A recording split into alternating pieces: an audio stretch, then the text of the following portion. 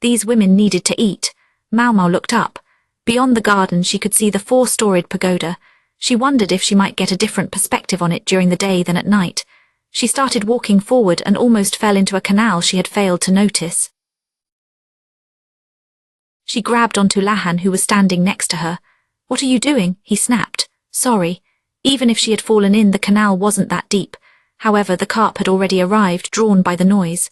The night before, the floating lanterns had saved anyone from falling in, but it was a moderately dangerous terrain feature, she reflected.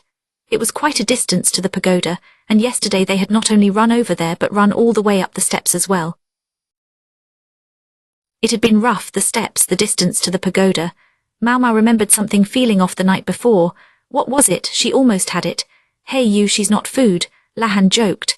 The carp, paying him no mind, continued to bloop at her, hoping for crumbs. Just then a gust of wind blew some of the money for the dead into the canal. The carp were on it immediately, and it was swiftly gone without a trace. Maomao didn't say anything, she just stared at the fish. "What are you doing?" "They are not food either, you cannot fish here." He sounded as if he was joking again, but she held out her hand toward him. "Paper, paper, I know you keep some scratch paper with you. Give me a sheet." "What brings this on?" Lahan grumbled, but he produced the paper from the folds of his robe. Maomao tore it up and dropped it into the canal. The carpet greedily consumed it again. Maomao's mouth hung open for a second, and then she said, "That's it." She set out at a brisk trot toward the pagoda. Hey, Lahan exclaimed.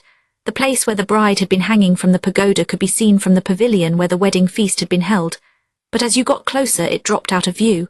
Maomao picked up her pace, running until she could see the pond directly underneath the tower. What are you after?" "What is going on?" Lahan panted as he caught up to her. Maomao lifted up the hem of her dress and waded into the pond. There was a short distance between the pagoda and the water. That was where the bride's body had been found. "When a person falls out of a window, Lahan, where do they drop?" she asked. "Down usually," he said. "Yes, and that was where they'd found the charred corpse." However, Lahan considered the possibility. What if it was something lighter than a person? Say the wind speed and direction were roughly as they are now. It would depend on the weight.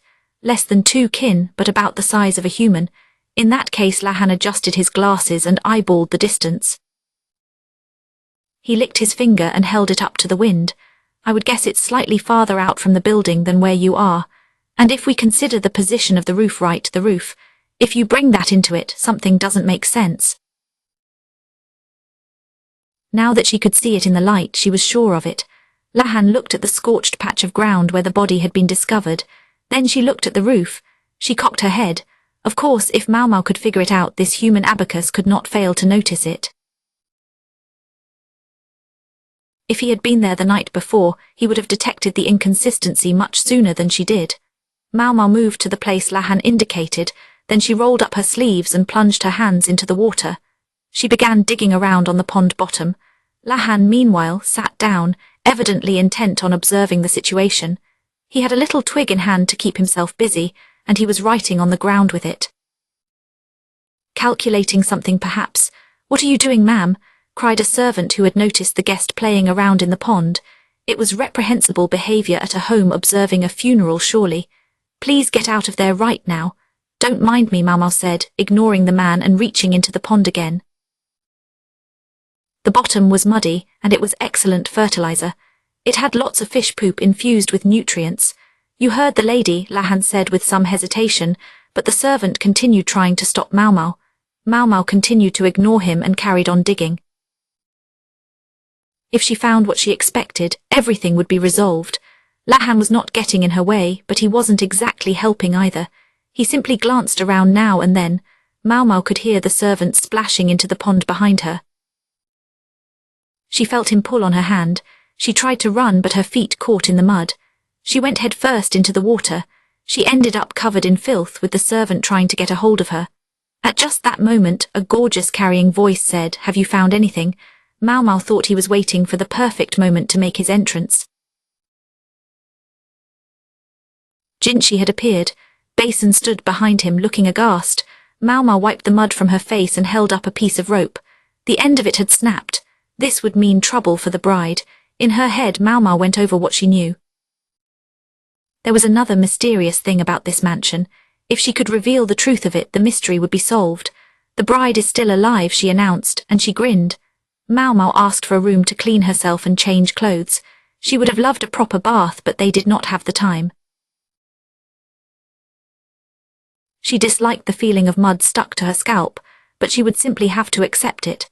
After she changed, she was led into the mansion's main room.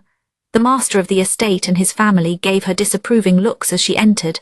They were clearly unhappy about a guest behaving so outrageously at a funeral. Jinshi and Basin were there, along with Lahan and the bodyguards. She did not see the bridegroom from yesterday. In fact, she did not think she had seen him participating in the funeral at all. The piece of rope Maomao had discovered was lying on the table. She looked out the window and saw the women in white. They were still busy crying. The funeral rites would continue until tomorrow.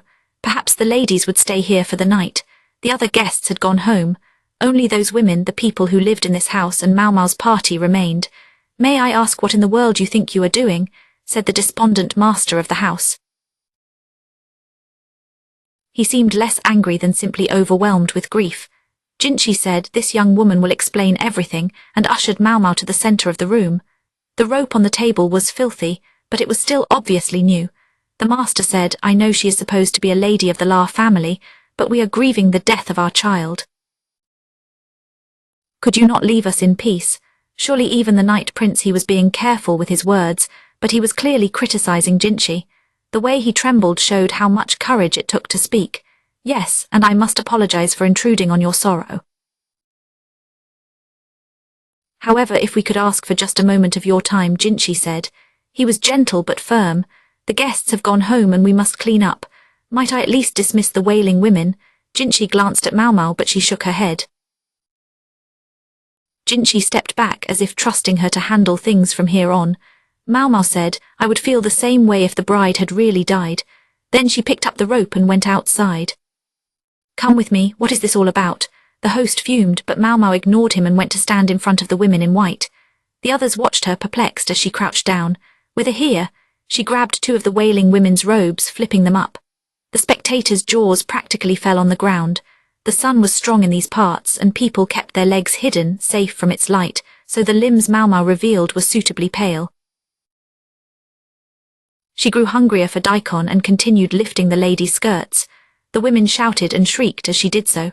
This brought back memories, Maomao thought. Once there had been a merchant with questionable tastes. He had assembled 10 or so courtesans and spent an entire night flipping their skirts up. The madam had clucked and complained that this was particularly lowbrow behavior. However, the man paid 3 times the going rate, so she wasn't about to stop him. In short, Maomao was essentially behaving just like a sex-crazed old man. The women whose skirts had been flipped quickly crouched down, trying to hide themselves. Those Maomao hadn't gotten to yet panicked and tried to run. Well, damn. This is more fun than I expected. She hadn't understood what was so great about it until she did it herself, chasing the crying women around and pulling at the hems of their dresses. She finally started to understand what that lustful old man had been feeling. Well, that wasn't good. One of the wailing women stood out as not being very athletic. She tried to escape, but she couldn't run. Instead, she tripped and stumbled. Maomao showed no mercy, standing in front of her and flexing her fingers. The woman's shouts echoed around the yard, but Maomao grabbed her skirt. "You learn some blasted manners," Jinshi exclaimed.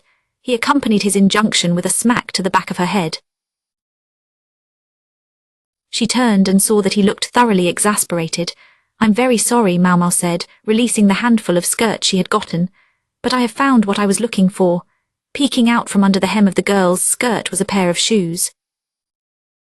She had almost fallen out of the shoes while trying to run away because the size was not quite right.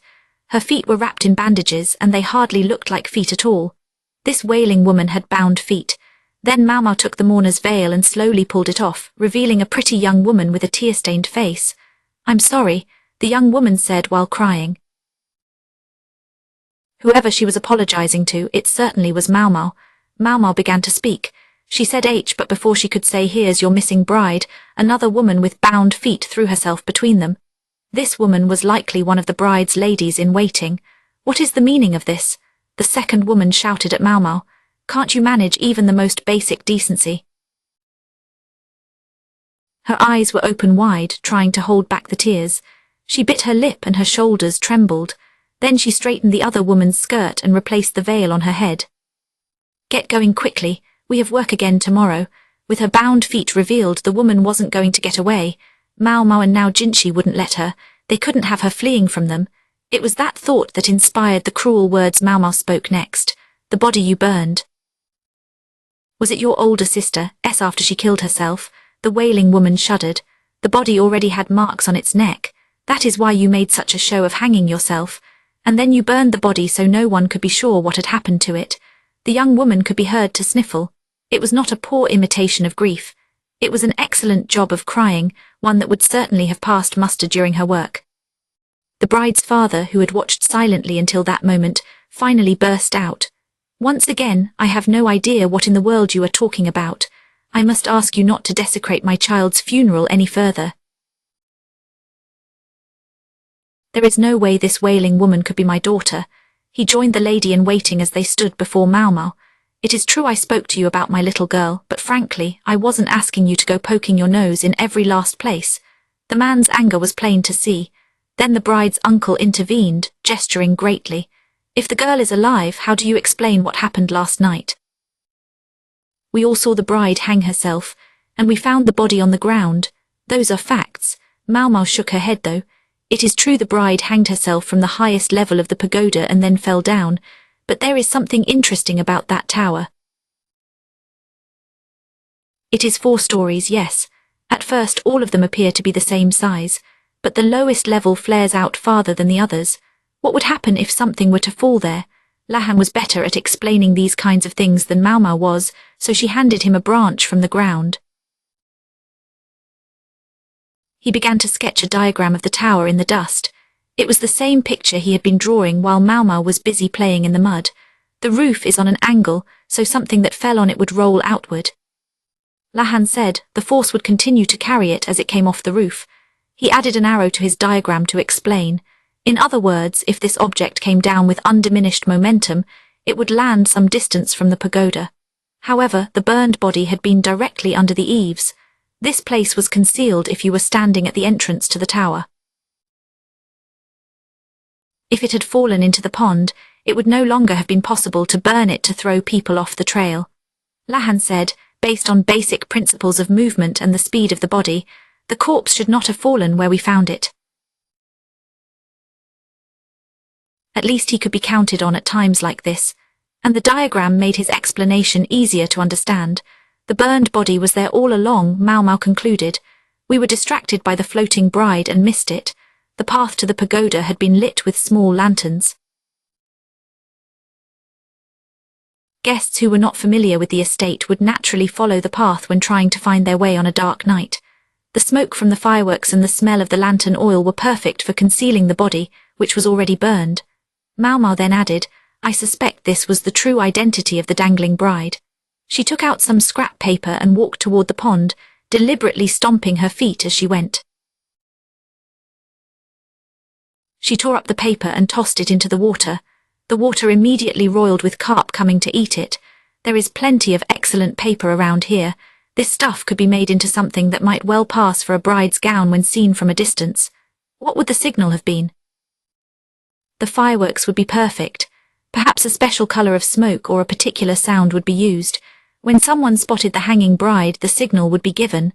Working backward from the distance to the tower and how long it would take to reach the top floor, the rope would be cut. This would make it look as if it had snapped.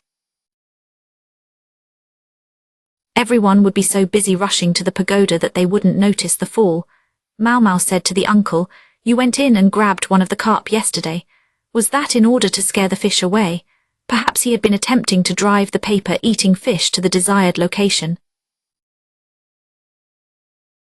They were probably frightened by the fireworks, but why take any chances? The paper doll would fall into the pond and be eaten by the carp. Only the rope Maom had found would remain in the water. The person who had cut the rope simply needed to wait for everyone else to arrive at the pagoda. She did not need to rush out and risk bumping into someone who had come to investigate. Instead, she could simply hide inside. Once a suitable crowd had gathered, she could join the others. She would slip in amongst them and look as confused as everyone else. They no longer needed to ask who had played that role. If anyone had objections to my interpretation of events, perhaps we should check the rope I found against the piece left over from the tower. Anyone? At that word anyone, the bride's father fell to his knees. The others looked at each other with resignation. The lady-in-waiting who had positioned herself between Maomao and the wildly wailing woman looked pained. Of course, the bride could not have done this alone. She must have had help, perhaps from her entire household. The faces of the family members before them showed grief, not treachery. You intended to hide the bride among the wailing women, Maomao said, and help her escape that way. She had been under a lasting misimpression. She was wrong to think the incident with the lion had targeted consort Lishu. Sometimes, what another person was thinking did not match what you imagined. All of this was to help her get away from that foreign groom. She had heard the would-be groom brought the lion. If the cage broke and the lion got loose, the blame would fall on him. The family simply had to tamper with the bars of the cage. They also needed to get the lion agitating perfume among the attendees of the banquet. It must have been simple chance that one of the people they had chosen was Lishu's half-sister. Normally, blame for the incident with the lion would have been quickly assigned. It would have fallen most heavily on the groom. However, Jinchi and Jayukyun were more thorough than the family had expected. Instead of immediately escalating things, they focused on gathering evidence. The groom, understandably concerned, decided to leave the country quickly. He planned to depart after the banquet planned for the next day. He wasn't here now because he was already on his way home. If things had continued without interruption, the young woman would now be traveling to live as the man's wife in a foreign country. The family, frantic, decided to stage the young woman's death. They were so set on protecting her that they were even willing to use the corpse of her older sister, who had already died. "Why did you feel it was necessary to go so far?" Jinchi asked. You have no idea how abominably my daughter was treated," replied the bride's uncle, the father of the dead woman. "Those people see our family's women as nothing but slaves. Do you know what they do on their first night together? They brand the bride like an animal. Marriages were not always equal. In fact, more often than not, the balance of power leaned in one direction or the other. If you did not have the power, then the only thing you could do was bow and scrape. This family had already offered up one daughter as a sacrifice. It was the same with these feet of mine," the bride dressed as a wailing woman said. She brushed her hand along her own small feet. "This is what that man wanted. He said he wanted me to look like a girl from the East. I doubt he saw me as anything more than a commodity." The lady-in-waiting watched her with agony on her face. Perhaps the bride and even her lady-in-waiting had their feet bound as potential backups. This was in case the older sister didn't work out. The expression disappeared from Jinchi's face, but he seemed privately disturbed. "I am incompetent." This was the only path available to me. Do you think that if I had more talent or skill, I might have been able to see my daughter become one of the roses in the garden? The girl's father asked. Perhaps he was thinking of another family, also from the western capital. They had seen their own daughter rise to become empress. If the empress regnant had been pleased with us, the father continued, "Do you think we might have escaped being sent to these backwaters?" Jinchi turned away from the tragic family. They had committed a serious crime. Their attempt to protect their own daughter could have sacrificed many more lives. Do you think we might have been able to save our household? It wouldn't be possible to let them off with just a slap on the wrist. The one thing Maomao didn't know was whether Jinchi had grown up enough to accept that. That being said, she couldn't help thinking she saw things differently than they did. "Is a household something that must be saved?" she said quietly, approaching the two bound-footed women as they clung to each other. Despite all the claims of incompetence, something bothered her. "May I ask you something?" she said to the women. They didn't say anything, and she took their silence as agreement. "I believe that among those to whom you gave the perfume, there was one woman with an arrogant attitude and a mouthful of bad teeth." "How did you get to know her?" The lady-in-waiting looked at the ground. She must have been the one who had made contact with Lishu's half-sister. It was strange. She hadn't seemed like the type to be that friendly with someone she had just met. I don't remember exactly, but she was 18 or 19 years old with a somewhat plump behind. Her butt measures 3 shaku and 1 sun around, Lahan interjected. Why? Maomao assumed the number was an educated guess, that he was just eyeballing it. She silently crushed his toes nonetheless. I urge you to tell us, Maomao said. It would be better for everyone. After a moment the lady-in-waiting said, the fortune teller told me. Fortune teller?